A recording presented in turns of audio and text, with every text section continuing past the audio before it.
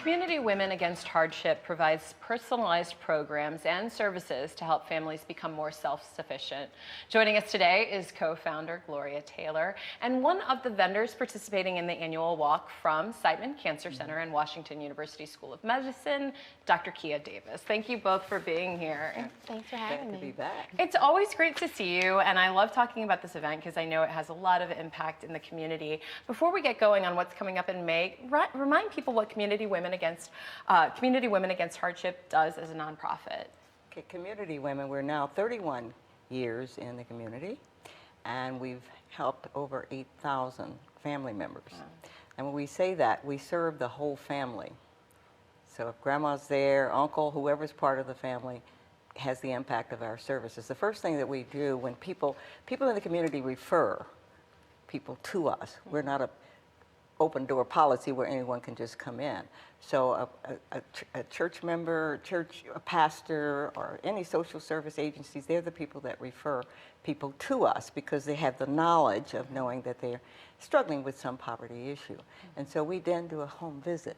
That way we get to meet people and we can kind of see where they are and what kind of goals can we set. We're not setting it for them. We're trying to encourage them to begin to see that there is, I guess our tagline would be given hope from where they are. We have a 10,000 square foot center that we refurbished from an old schoolhouse, deteriorated. Nobody said, oh, nothing can be done with that. Well, the community again came together and we have this center that has a library, it has a music lab, it has the warehouse for furniture and appliances, which the community at large donates, very fine things. We have an actual clothing boutique where the people can come in as if they're going into a store to choose the things that they feel. Of course, we try to help with that a bit. And we have a teaching kitchen, and there's other, obviously, offices there. But the people come to us then for not only programs, but services. So we provide basic services first because it makes sense. It's just logical that you need to, if a baby we find on the floor with no covers, then we have to take care of that first before introducing educational programming. And so we have a number of programs that we offer, from music to fine arts to what is your purpose in life with a licensed clinical social worker. We have an array of programming that hopefully gets them into position, employment, or they're underemployed or whatever. And I know that when health and wellness is something that you really push, and I think that's a great transition to having Dr. Davis here. But talk about the importance of health and wellness, and we'll kind of get into the details of the walk and the fair in the next segment. But just the importance of health and wellness in your program. We're quite concerned about health and wellness because with poor health, what can you accomplish in life? It has to be a foundation.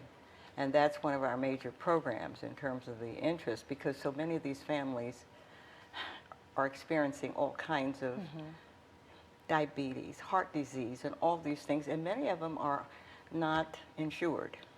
So we try to bring in, in other words, we have a partnership with the University of Missouri St. Louis College of Nursing that the curator signed off on, saying that the students can come in and they bring in their knowledge and share that with many of the families, which has helped a great deal.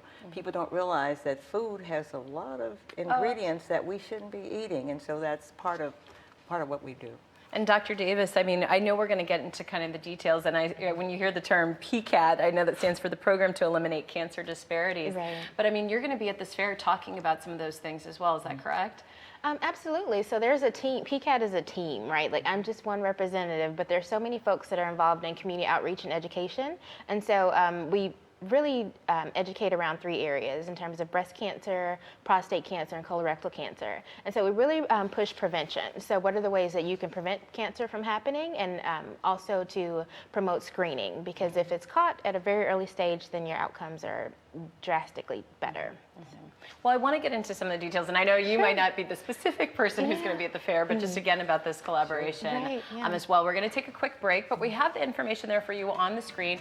Mark your calendar, save the date. It's not happening until May 16th, but this is an important event for the community. It's Community Women Against Hardship. It's the Walk for Life Walk-a-Thon. It's taking place May 16th. Registration at 8 a.m. and it's taking place at Tower Grove Park. For more information, you can head to cwah.org or call 314-289-7523. But don't go anywhere. We're going to have more with Community Women Against Hardship right after this break. Please stay with us.